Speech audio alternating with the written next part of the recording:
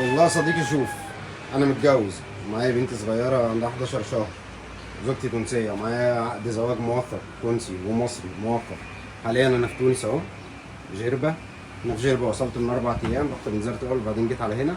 الموضوع شويه محير، يعني هو وزاره الخارجيه وشركه الطيران في تونس الموضوع تمام، شركات الطيران بتركبك وتسفرك تجيبك على تونس. توصل المطار في تونس، هنا تبدا المشكله بقى. تحس ان المطار شغال في ناحيه ووزاره الخارجيه وشركات الطيران شغاله في ناحيه ثانيه خالص. المطار بيحسسك ان انت غير مرحب بيك، وتقعد. انا قعدت ببنتي الصغيره اكتر من 4 ساعات، اكتر من 5 ساعات في المطار. بصراحه قله قيمه، يعني يتقل منك. وانا جربت موضوع ان اطلع فيزا من السفاره اللي انا فيها في الدوحه، الدوله اللي انا فيها في قطر. طلعت بسرعه وعطوها لي سنه لاني متجوز، فعطوها لي سنه متعدده ادخل واطلع براحتي.